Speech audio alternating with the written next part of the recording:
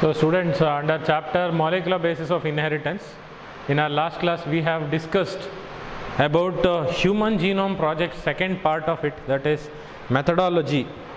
How exactly scientists removed DNA and sequenced it. Okay, that is, once again we'll just do the recap of last class. That is, we will just see what we have learnt in last class just for 5 minutes, then we will continue. We have discussed methodologies, by what method genome project is done. The first method is to remove DNA.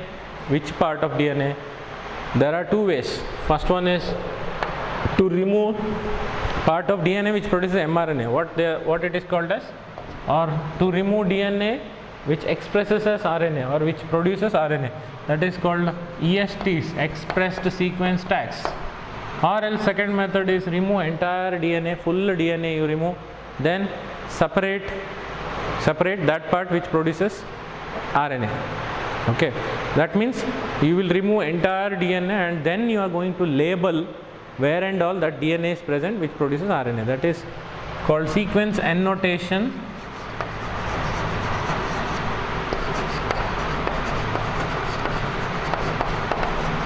Annotation meaning identifying or marking or ticking, annotation. Then third method is, once you remove that DNA which produces mRNA, you have to put that DNA in bacteria or yeast. They have separate chromosome called BAC and YAC.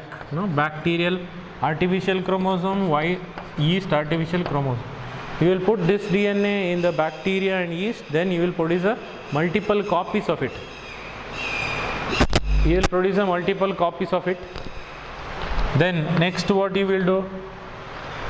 Next, scientist called Frederick Sanger. Frederick Sanger has developed automated DNA sequencers.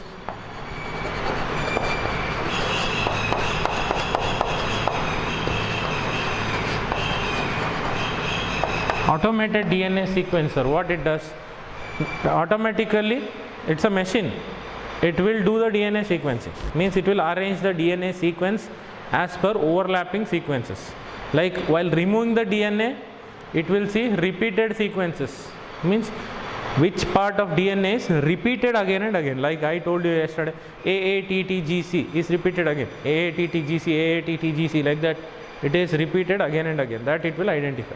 Then it will match two DNA, one model DNA with human DNA. Any human you want to remove or any organism you want to remove, then they will match. Like for example, on what basis scientists said that 97% genes are same in chimpanzees and human beings?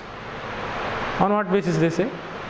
It is based on they have sequenced that chimpanzee's DNA, then they compared that chimpanzee's DNA with human DNA, then only they can say what percentage same genes are there. Similar genes are there in chimpanzees, 97%, okay, compared to human beings. So automated DNA sequencer will see overlapping DNA sequences. Like I have explained what is that overlapping DNA sequences in last class. By comparing my DNA with other person's DNA. Then what are the challenges they faced? What is the problem they face? First problem is how to do physical and genetic maps. That is, how to show location of gene on the chromosome. That is locus. Difficult for genetic and physical maps. This is again recap, what we have learned. What were the challenges they were facing?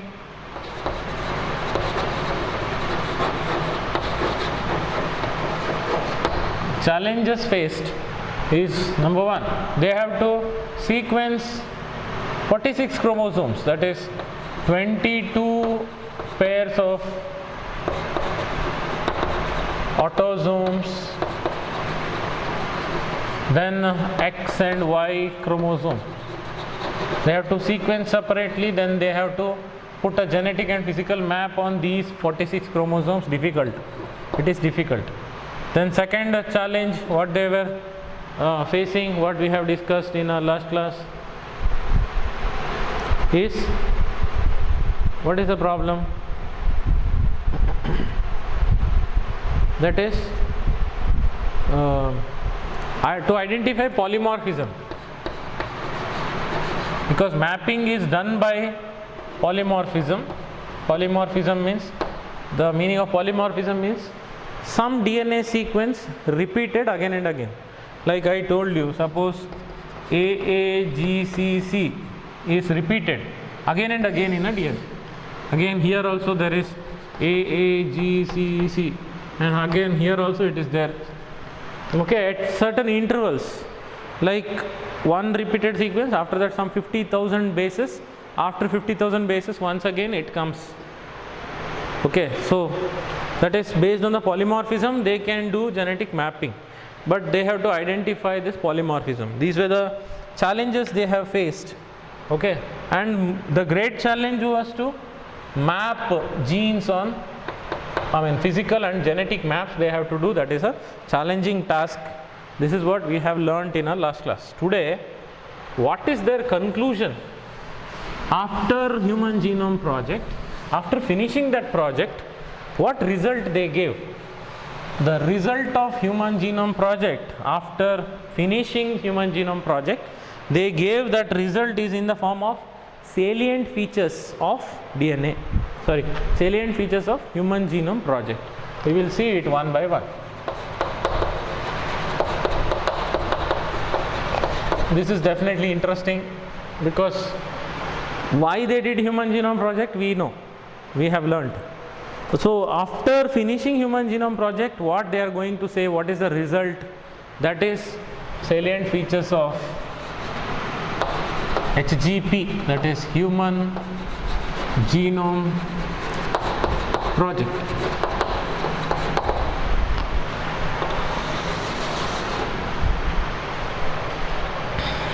Okay, so first thing is what they say, how many nucleotide bases are there? Human genome contains, human genome is complete set of genes in the body, complete genetic content of the body. How many genes are there in the whole body? That is genome. Huh? So they said at last result after studying Human Genome Project, human genome contains 3147. Okay, 64.7. What I was saying? 3164.7 million nucleotide bases. You know what is nucleotide? Human genome contains how many nucleotide bases? How many ATGC? That is 3164.7 million nucleotide bases. Okay, this is conclusion. And second salient feature is average human gene. Gene means how long, how many nitrogen bases will be there. It differs. Like one gene may have only 50 base pairs, or one gene may have 10,000 base pairs. Okay, it differs. So there are genes which are having less number of base pairs also, like shorter gene. There are genes which are having more than 4,000, 5,000 base pairs. That is a longer gene. Okay, that is, we are going to see now average. If you take whether it is short gene or very long gene, you add them and take an average, how many base pairs are there on an average. Okay, on an average human gene contains 3000 bases, but it greatly varies in size. So average human gene contains 3000 bases. Okay, average human gene contains 3000 bases. Means on an average, if you take all the genes, then 3000 base pairs are there. But size of the gene varies.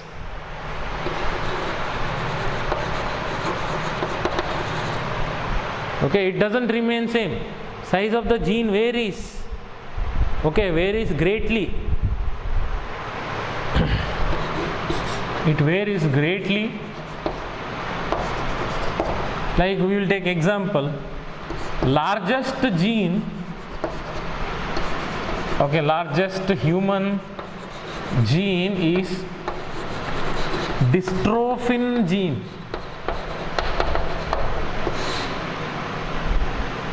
Largest human gene is dystrophin gene, which contains 2.4 billion nitrogen base pairs. Okay, 2.4, not billion, million bases. 2.4 million bases. See, largest gene. I mean, biggest or largest gene in the human body. The name of that gene is dystrophin gene. Where it is present? That is not given in the book. But for your interest, if you want to know, I will explain. Dystrophin gene is a gene present on X chromosome. On X chromosome, which both male and female have. X chromosome, and its function is contraction of muscles. For muscle function or muscle contraction, it is required. Usually, it is present on X chromosome, and it is present in neurons of brain. Okay, it is present in neuron of brain. So largest gene in the human body is dystrophin gene, which contains 2.4 million bases. Okay, so one more interesting fact they said, more than 50% genes in the body, their function is unknown. They don't know what is the work. The functions are unknown for more than 50% of discovered genes.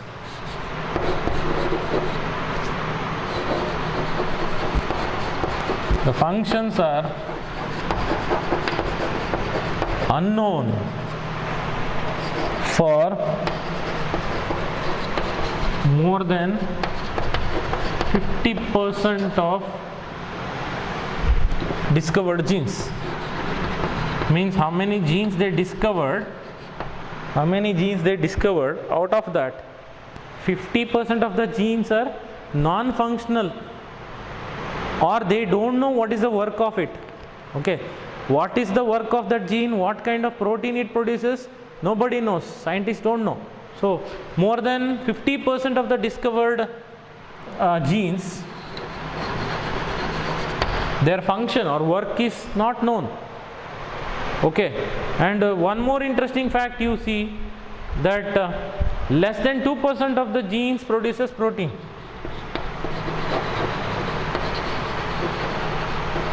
Less than 2% of the genes produce proteins. You know, final product of gene is protein.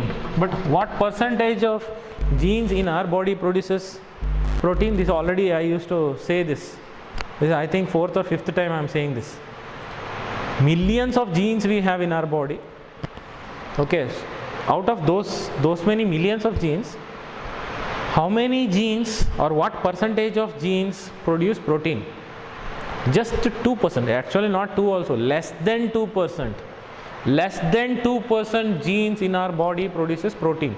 That means more than 98% genes in our body is useless. It doesn't produce any protein, but simply it is their waste. Okay, less than 2% of the genes produce protein. That is one more interesting fact. Then the total number of genes estimated, total number of genes estimated in the body is just 30,000. means total number of genes present in human body. Genes are not nitrogen bases. Total number of genes estimated, because one gene will have, you have learned like dystrophin gene has 2.4 million bases. We are just learning now how many genes are there. Total number of genes what they found in the human body or calculated, estimated is 30,000 only. Okay, but expectation was what? I mean, before they start Human Genome Project only, they guessed like how many genes will be there in human body. That is their expectation. Expectation was 80,000 to 1,40,000 genes are there in the human body. But actually that many are not there. Okay. So, expectation was 80,000 to 1,40,000 genes, but what they got is just 30,000 genes. Okay, and out of this 30,000 genes, 99.9% same genes in all the individuals. That is what I told you in last class. They found 30,000 genes in human body, and out of that 30,000 genes, 99.9% genes are same in all the human beings. Okay, only 0.1% difference we have in the DNA. That is, that 0.1% only makes you and me different. We all are different because of that 0.1%. This is what they came to know. Now, some more points are there. So for that I will rub this. There are many points. So I will rub this.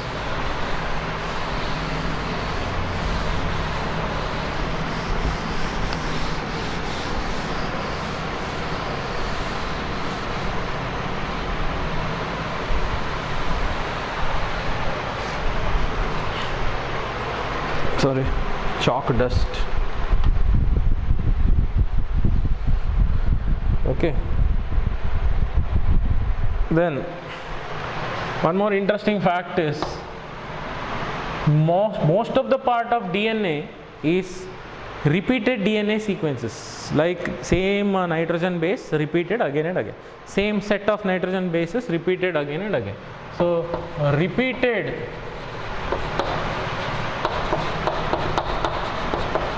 DNA sequences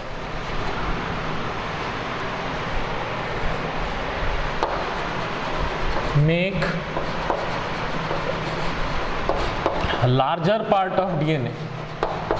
Meaning, in the DNA, suppose I am giving example. Okay, suppose this is one long DNA. In that, suppose you consider ACGG. Okay, this is one kind of sequence. This is repeated again and again. That is ACCGG. Again here ACCGG. Again here ACCGG. This is what we call same DNA basis or nitrogen basis. That is same DNA sequence repeated again and again. So it is one here, 2 times, 3 times, 4 times. Sometimes it is 50,000 times, 60,000 times it is repeated. Same sequence 50,000 times repeated. Okay, so like that repeated DNA sequence only is there in most of the part of DNA. Like you can majority, like we can say more than 90% of the DNA is only repeated DNA sequence. Okay, they have not given 90%. I am just telling you majority of the part. That is what is the meaning of this sentence. Repeated DNA sequences make larger part of DNA. Means in the DNA most of the part is repeated DNA sequence only. Which is not repeated is very less.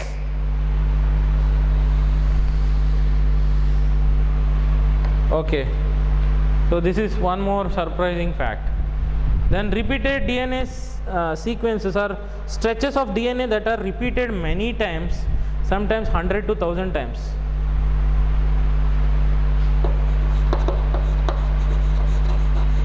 Repeated DNA sequences meaning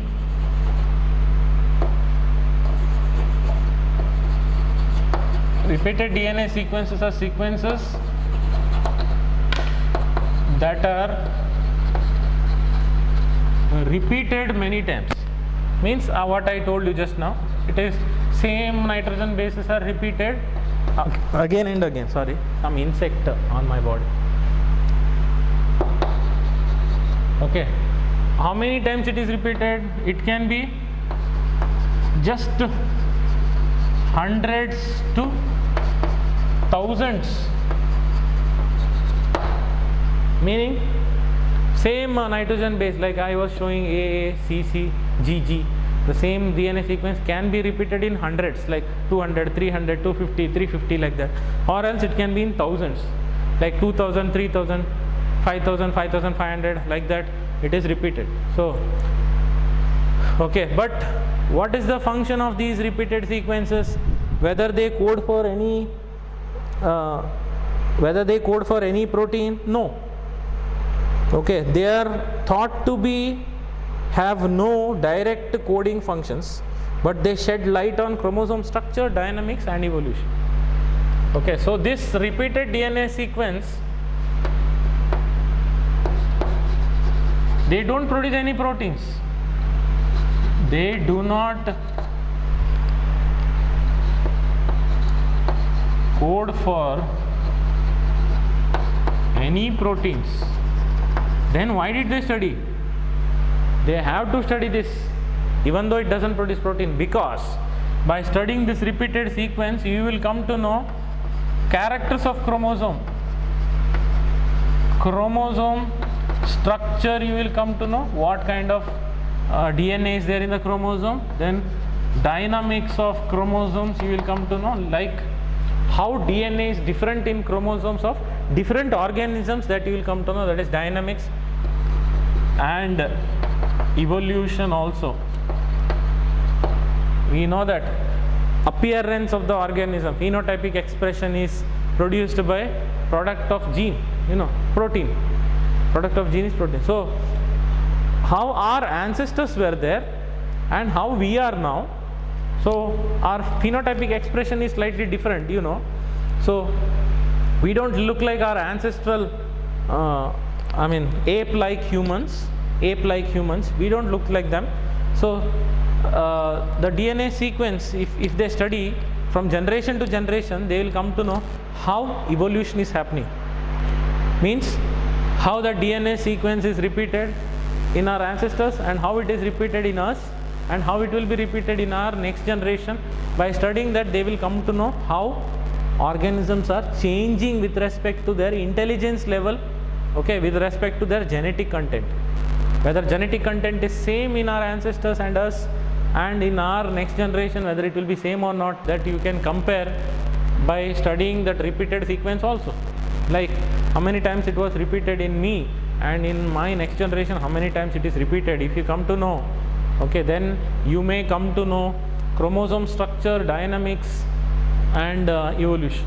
Okay, so even though this repeated DNA sequence doesn't produce protein, but also we have to study, because we will come to know three things. One is chromosome structure, that is how DNA is arranged in the chromosome and what kind of DNA is arranged in the chromosome. Then dynamics of chromosomes, okay, you will come to know dynamics of chromosomes and evolution of organisms, you will come to know with this. Okay, then they know how many genes are there in each chromosome now. We know that one cell of human body contains 46 chromosomes. So first chromosome is chromosome number 1, last chromosome is chromosome number 46. In case of human beings, last two chromosomes are X and Y.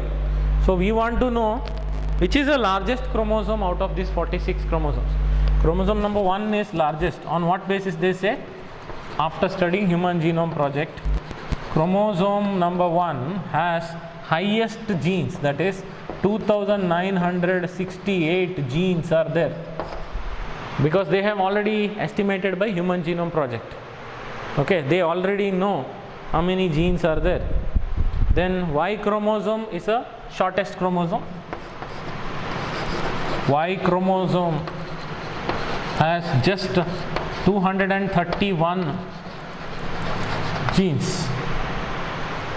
Okay, so out of 46 chromosomes in our body, chromosome number 1 is a largest chromosome because it contains highest number of genes, that is 2968 genes are there in chromosome number 1.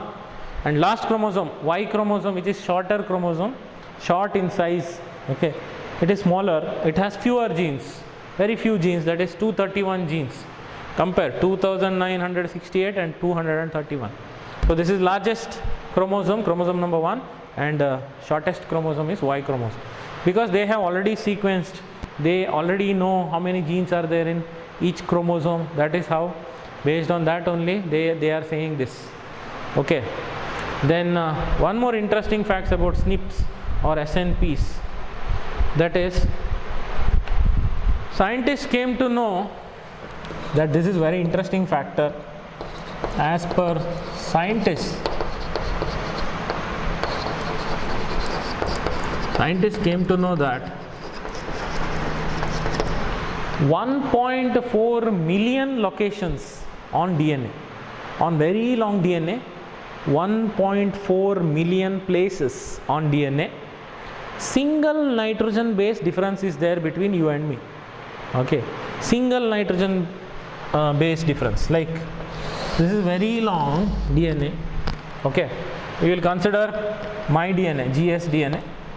Okay, and one more person is there, we will consider him X. Okay, so what nitrogen bases are there? Suppose here AA, G, C, T, T, T was there in that person. Here instead of A, I have C, and remaining is same, G, C, T, T, T. See what you can notice there, and I will continue here, G, C, C, C. Okay, here G, G, C, C. What difference you find here is, I will tell you some. Here A is there in me, in that person X it is C. Difference is single nitrogen base. In place of A, he has C, and remaining are same. I also have A, here also A, G, G, C, C, T, T, T, T, T, T, G, G, but here C is there and here G is there. So this is also a difference. And here C, C, C, C, same. See what I have circled, with orange color. You can see that single nitrogen base, only G. Okay, only G there and C here, difference is there. That is called single nucleotide polymorphism. Okay, it is called SNPs. How many times this single nitrogen base is different? That is 1.4 million places.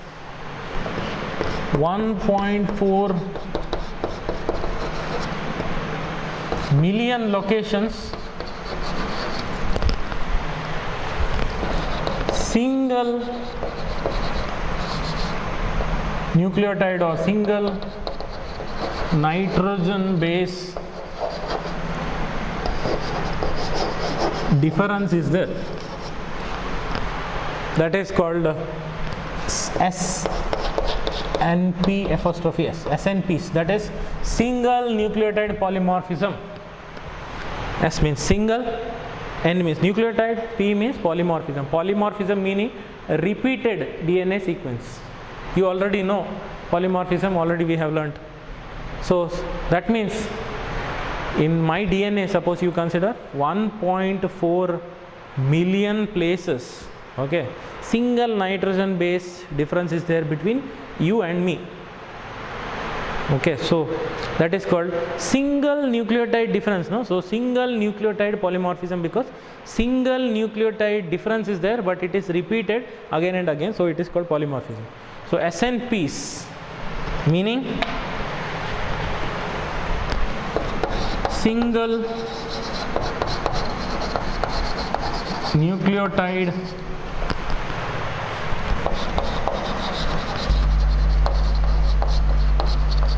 polymorphism. Single nucleotide polymorphism, okay, or it is also called SNPs. It is also called SNPs, okay, it is pronounced as SNPs. Single nucleotide polymorphism, which occur in human beings. Okay, then why we should know about this SNPs? The information will give idea about chromosomal locations for disease associated sequence and tracing human history. So by this single nitrogen base difference, you will come to know about human history, meaning how many times single nucleotide difference was there in our ancestors, and how many times it is there in us, how many times it will be there in our next generation. To trace human history from our ancestors, what kind of DNA was there, to find out, SNPs are helpful. Single nucleotide polymorphism is helpful, and to locate disease causing gene.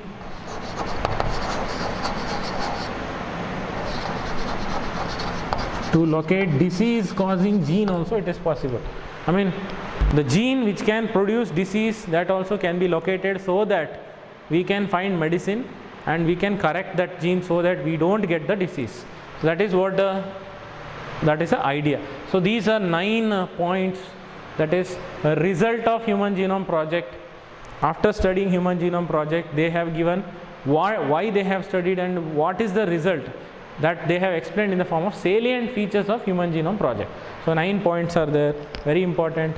Okay, so I hope you understood this. So in next class we will learn about applications of Human Genome Project and DNA fingerprinting. That will be the last part. I think I need 2 more classes to finish, because I don't want to finish so fast. I want you to understand, because only for salient features of Human Genome Project 9 points I took 1 class, because I want you to understand it very well. Okay, so keep watching my classes. Thank you.